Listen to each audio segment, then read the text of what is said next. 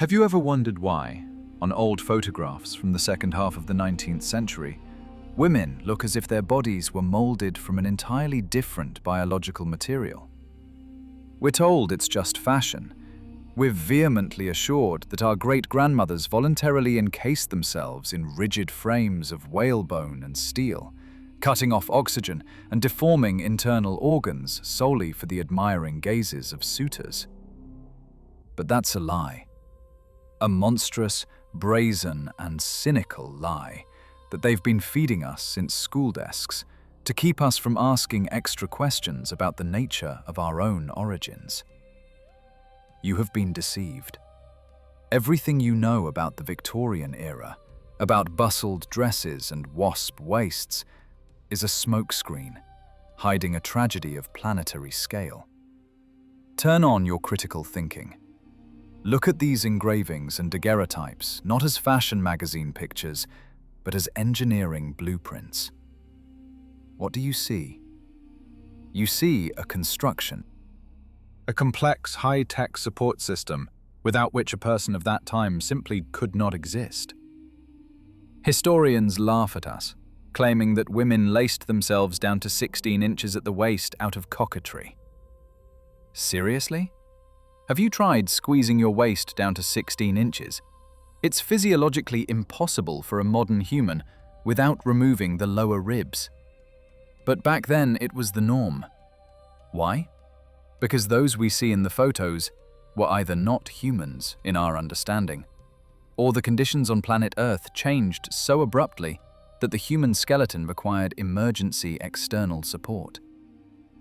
Let's cast aside the fairy tales about beauty and talk about physics and strength of materials. Imagine the spine. It's the load-bearing column of our body. It's designed for a specific atmospheric pressure and specific gravity. If these parameters suddenly change, say the atmospheric column becomes heavier, or gravity increases by at least 10 to 15%, what will happen to a biological object not designed for such loads? It will simply be crushed. The vertebrae will start compressing, intervertebral discs will pop out, and internal organs under the increased weight will drop down into the pelvis.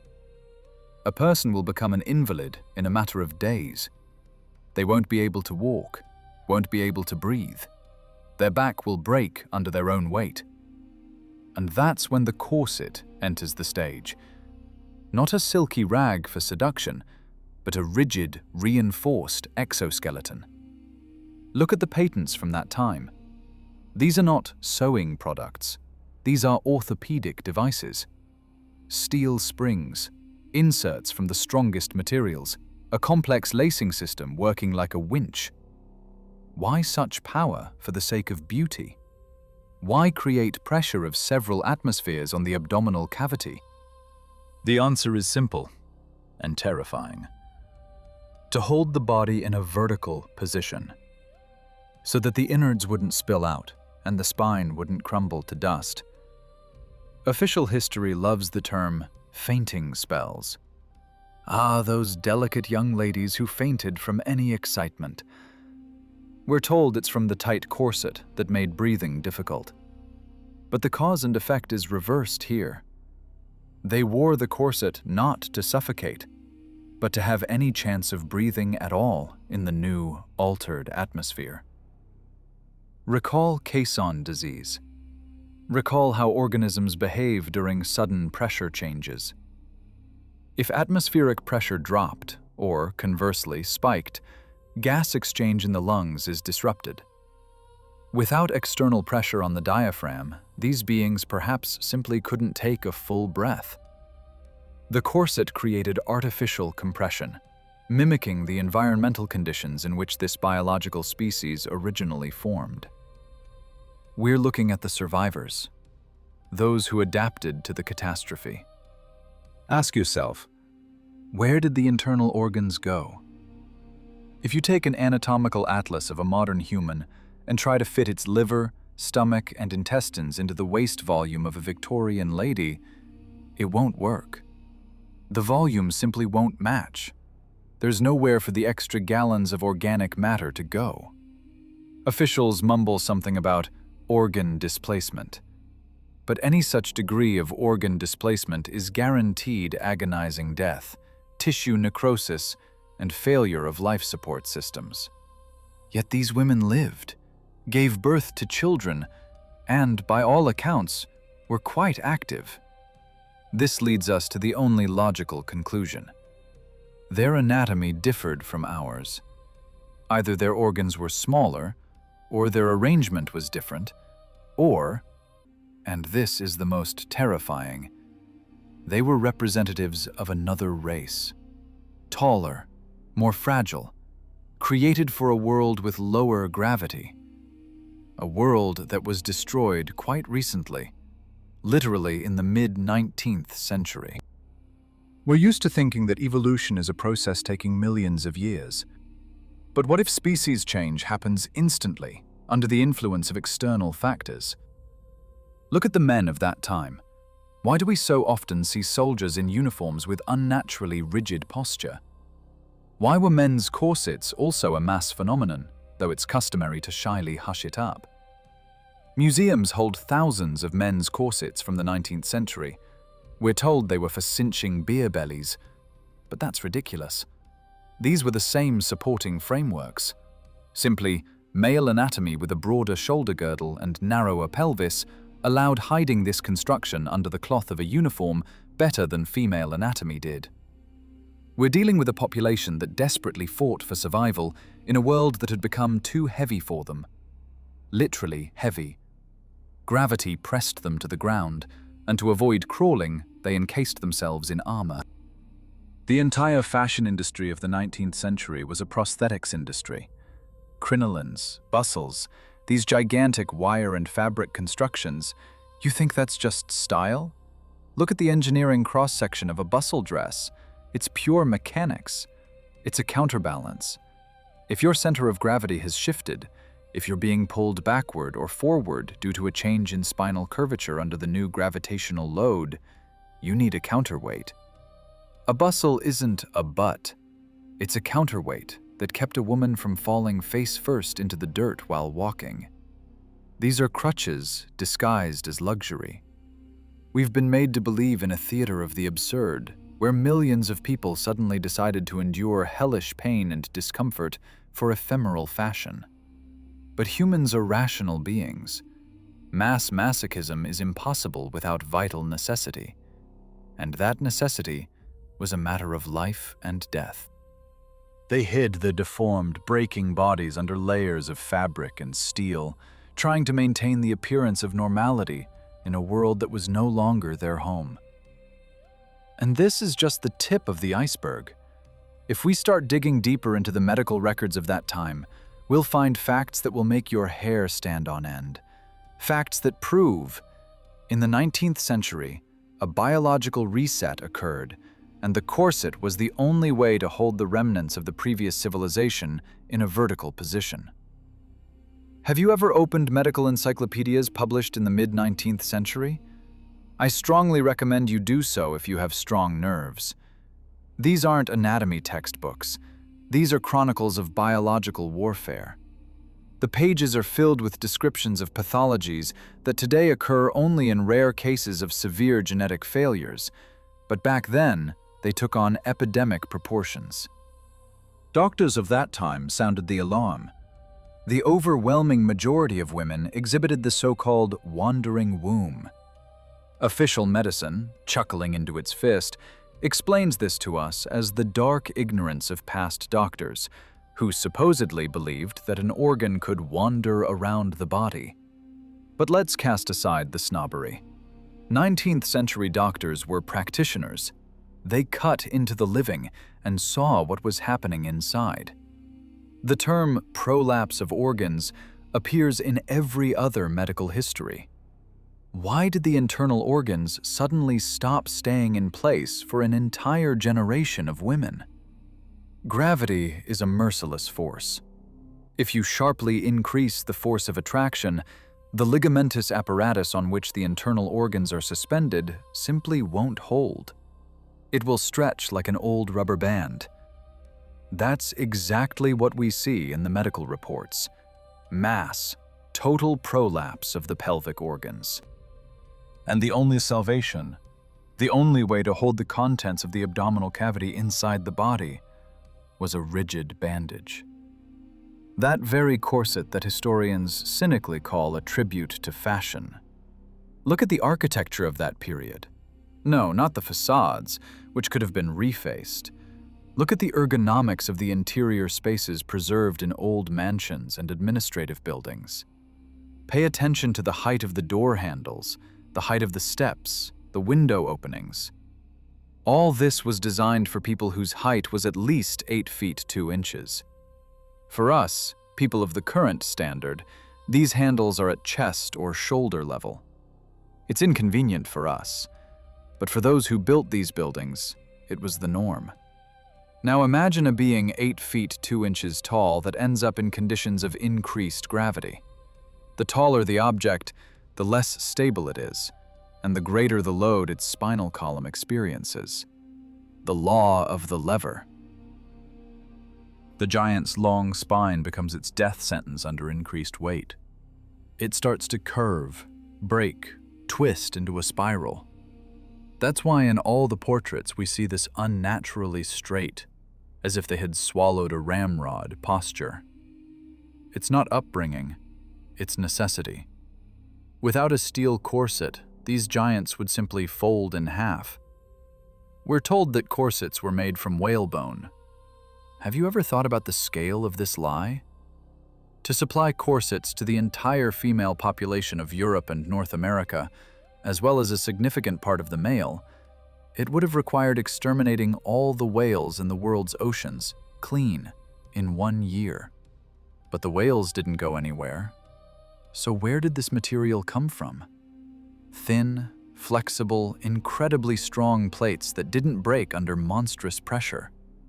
Official history is silent about polymer or composite production technologies in the 19th century, but the artifacts say otherwise.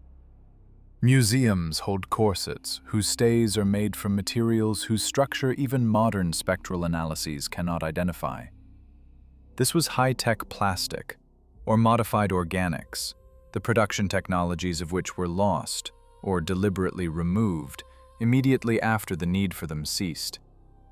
We're seeing traces of an advanced industrial civilization that urgently repurposed its factories to produce medical exoskeletons. This wasn't a fashion industry, it was a survival industry. And here we come to the most intriguing and frightening point. Why did peasant women, women engaged in heavy physical labor, also wear corsets? Historians assure us that they were imitating aristocrats. Seriously?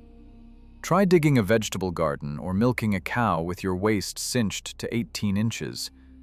You'll die of a heart attack in 10 minutes. Physical labor requires enormous oxygen consumption, active diaphragm work. Wearing a corset while working in the fields is suicide. Unless without a corset you simply can't stand at all.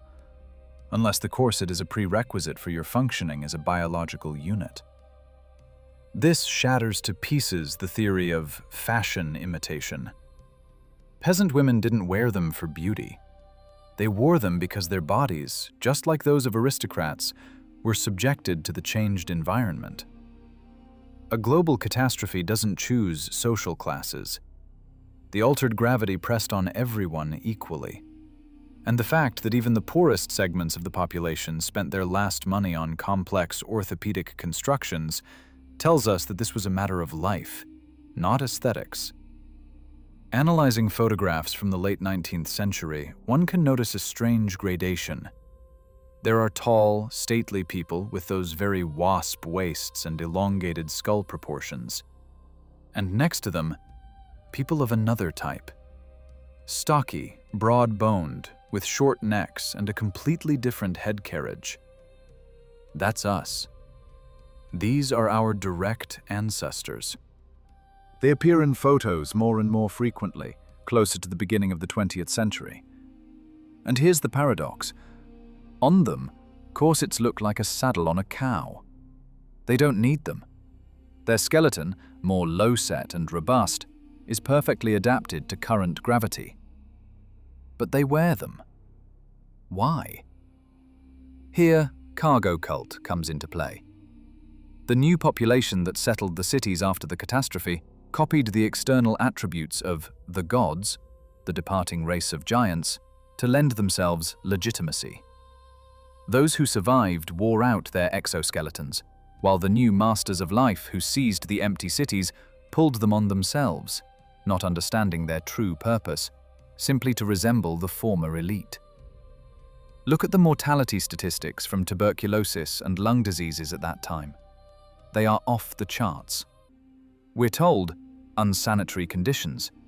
But why did the disease mow down first and foremost those who lived in palaces?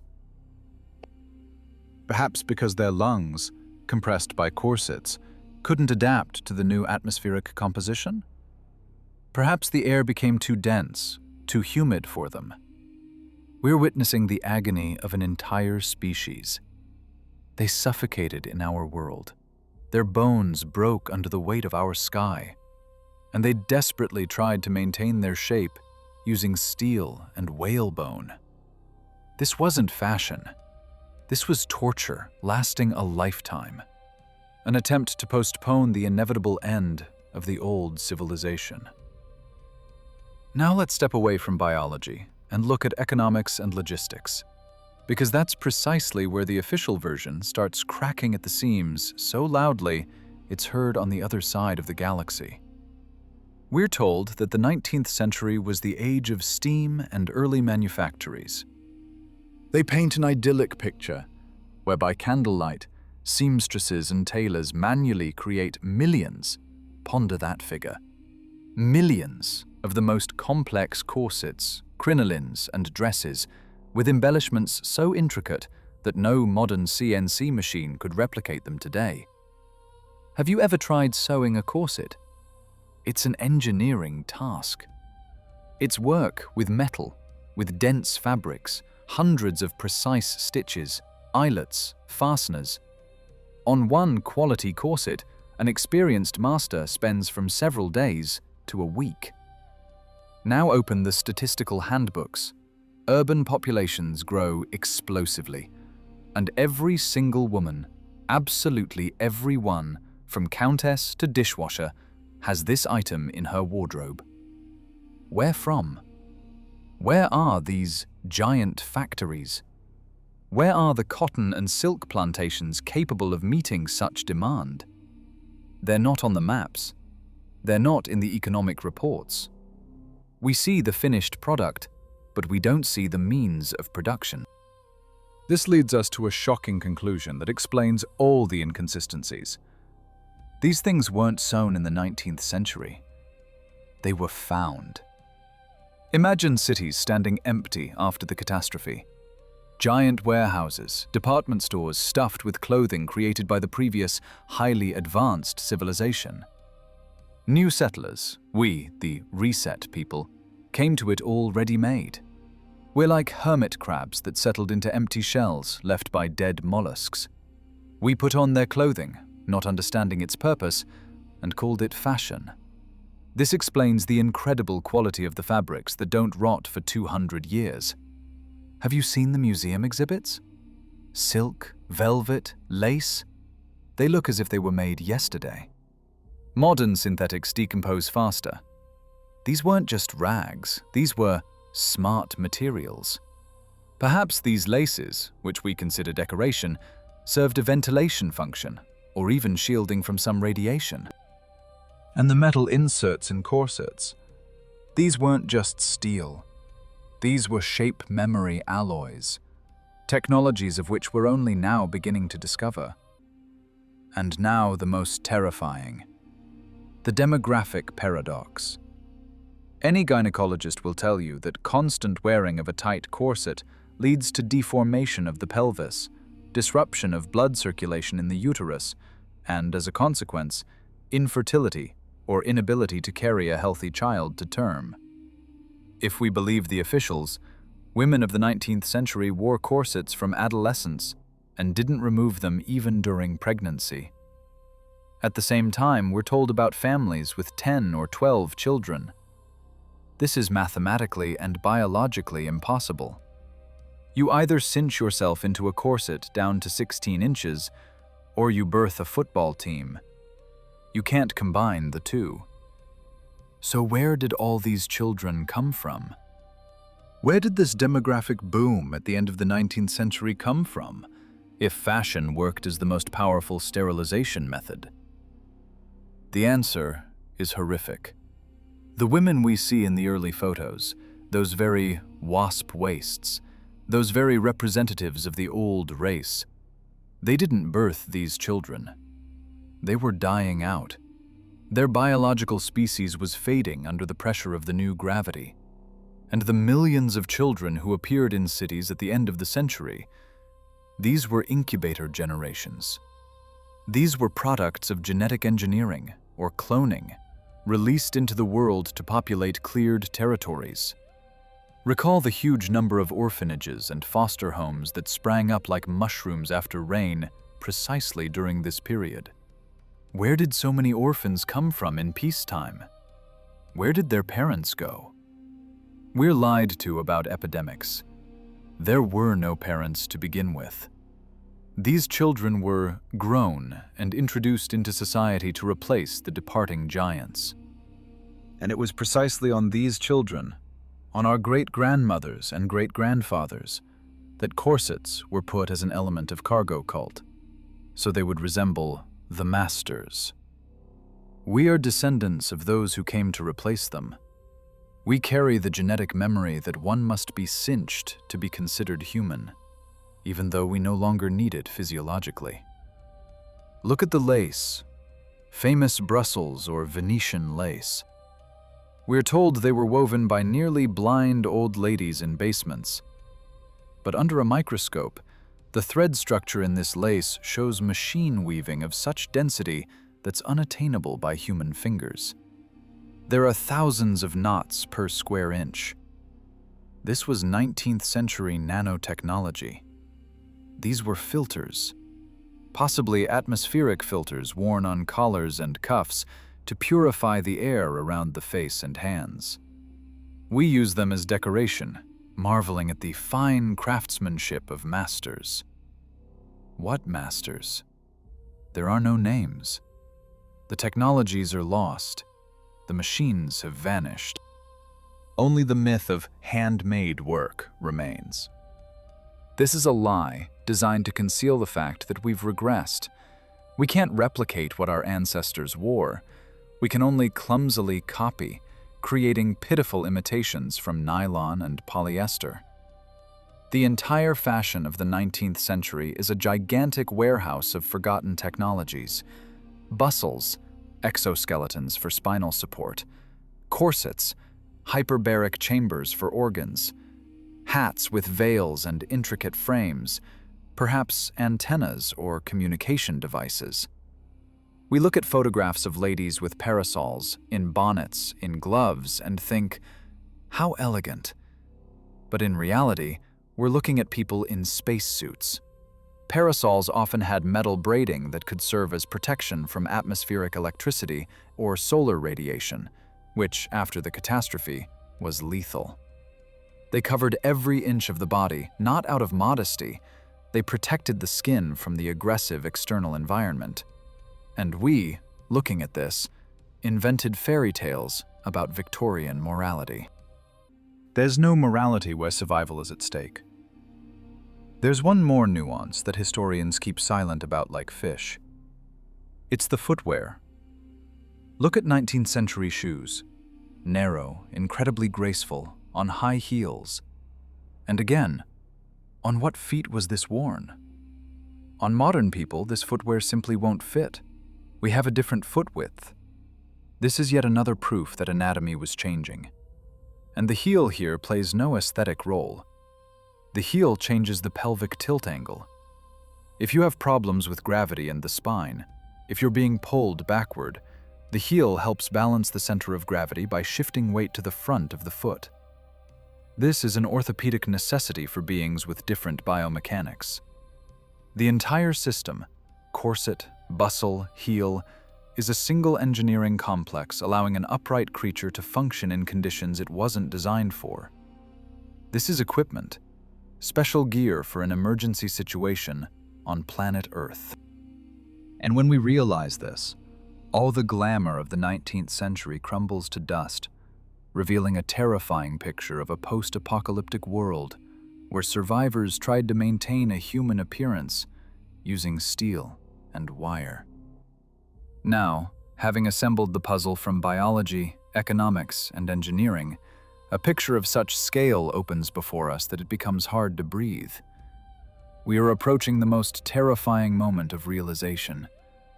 If corsets were exoskeletons for survival in conditions of sharply increased gravity, then what exactly caused this change?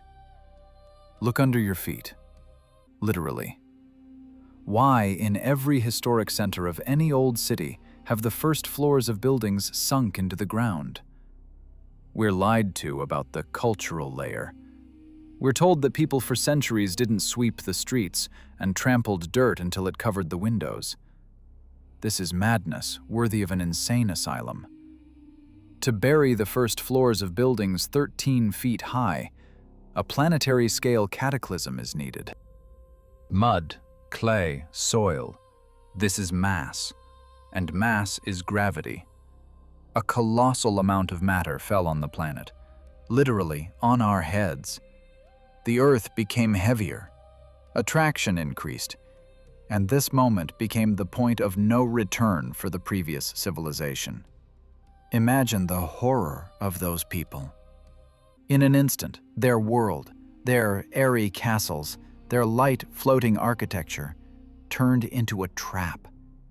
The sky began to press on their shoulders with leaden weight. Their bodies, created for flight and lightness, began to break down under their own weight. Corsets became an act of desperation. This wasn't fashion. This was the agony of an entire race. They laced themselves into steel to live just one more day, one more year, to avoid crawling on all fours. And us? We walk on their roofs, which became our sidewalks, and laugh at their strange habits. We call their suffering Victorian quirks. This is cynicism of the highest order. We are looters, dancing on the bones of giants, whose clothing we stole and remade for our dwarf bodies. And here the emotional heat should skyrocket, because comes the understanding of our place in this food chain. Why did corsets disappear in the 20th century? We're told, women were liberated. Coco Chanel removed the corset and gave women freedom. What a beautiful fairy tale for idiots. Corsets disappeared not because we became free. They disappeared because we finally mutated. We are that very species that adapted to the dirt and heaviness. We became shorter, broader, our bones denser, our spines coarser. We no longer need support because we are earthbound creatures. We crawl where they tried to fly. The rejection of the corset is not a symbol of liberation. It's an act of capitulation. It's an acknowledgement that the divine, tall race finally died out, and the planet passed into the possession of a biological species perfectly adapted to slave labor under high-gravity conditions. Do you feel that chill down your spine? We weren't liberated. We were simply optimized. The owners of this farm called Earth no longer needed complex, fragile beings that required expensive exoskeletons and special conditions. They needed undemanding livestock. A workforce that doesn't break under the weight of the atmospheric column, that reproduces quickly and doesn't ask questions about the stars. And we fit the role perfectly. We look at 19th century portraits with envy, noting the nobility of features, the breeding. But in reality, we're looking at beings that were genetically closer to gods than we will ever be. They were destroyed by physics. They were crushed by pressure. And those who survived were forced to mix with a new, artificially bred population, dissolving their genes into our primitive gene pool. The entire history of 20th century fashion is a history of simplification. From the most complex engineering constructions to shapeless sacks. Why? Because livestock doesn't need aesthetics. Livestock needs functionality. They took from us the technologies of beauty, the technologies of proportions, the technologies that harmonized the body with space. The corset didn't just hold the back. From an esoteric point of view, the waist is the place of energy concentration. By cinching it, the ancients perhaps blocked the outflow of energy to the lower chakras, preserving clarity of consciousness and connection to higher realms.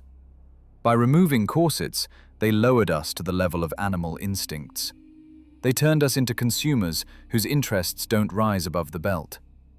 Do you think this is accidental? Do you think fashion changes on its own? No. Fashion is controlled by the same forces that rewrite history textbooks. They needed to erase the memory of what a true human looked like. They needed us to consider our sagging, shapeless figures the norm, and our ancestors' sculpted silhouettes a pathological deviation. Anorexia, deformation, barbarism. These are the words they branded the beauty standard of the previous era with. They turned everything upside down. They called health a disease and degeneration the norm. We live in an inverted world where ugliness is elevated to a cult and the pursuit of the ideal is ridiculed. Look at the ancient statues. They also have ideal proportions, but they are without corsets. Why? Because back then, in the era before the 19th century catastrophe, gravity was even lower. The atmosphere was different. Their bodies held their shape on their own, thanks to internal energy and the lightness of the environment. The 19th century was a transitional period, a bridge between paradise and hell. It was a time when conditions had already worsened, but people still remembered what they should be like. They fought. They resisted the environment. And us? We simply accepted the rules of the game. We agreed to be small, heavy, and mortal. We forgot that our spine is an antenna and allowed it to bend under the weight of lies. Every fold of fat on our bodies, every inch by which we became shorter than our ancestors, is a seal of our defeat. We lost this gravitational war without even realizing it was happening. And the corset, this forgotten and ridiculed wardrobe item, is a silent witness to the greatest tragedy in the history of biological species. The tragedy of turning demigods into service staff. But the most terrifying thing isn't even that. The most terrifying is the thought that the technologies for maintaining form, for prolonging life and preserving divine anatomy, haven't disappeared. They've just become inaccessible to us. Somewhere there, behind the high fences of closed zones, the elite continues to use the knowledge of the old world. Have you never wondered why the world's powerful live so long? Why do they look as if they know a secret unavailable to us? Perhaps in their wardrobes still hang those very frameworks, but now made from new, invisible materials, allowing them to keep their backs straight while we bend toward the ground. Think about why 90% of the planet's population starts having back problems after 30. Doctors say, "This is the price of bipedalism." What monstrous lie! Animals don't suffer from osteochondrosis. If we had evolved here for millions of years, our skeleton would be a perfect construction for this gravity. But it's not perfect. Our back is the weakest link. This is direct proof that we are a foreign element in this physical reality. We are astronauts whose ship crashed on a planet with unbearably high gravity. And our ancestors in the 19th century knew this. They tried to fight. They created these engineering masterpieces from steel and whalebone, to hold on to the remnants of their divine nature. And we surrendered. We accepted back pain as the norm. We accepted our heaviness and earthbound nature as given. But what if this process is cyclic? What if the Great Reset is not a one-time event, but a regular procedure for clearing and updating the farm? Look around. Today we are seeing the return of exoskeletons again. For now, they are used in the military and medicine, but the trend is obvious. Scientists talk about transhumanism, about the merger of human and machine. Aren't they preparing us for a new leap in environmental conditions? Perhaps gravity will change again, or the atmospheric composition will become unfit for our current lungs. And then fashionable accessories will appear again. Breathing masks that become the trend of the season, or support suits advertised by pop stars. History moves in a spiral, and we, who don't remember the past, are doomed to relive it again.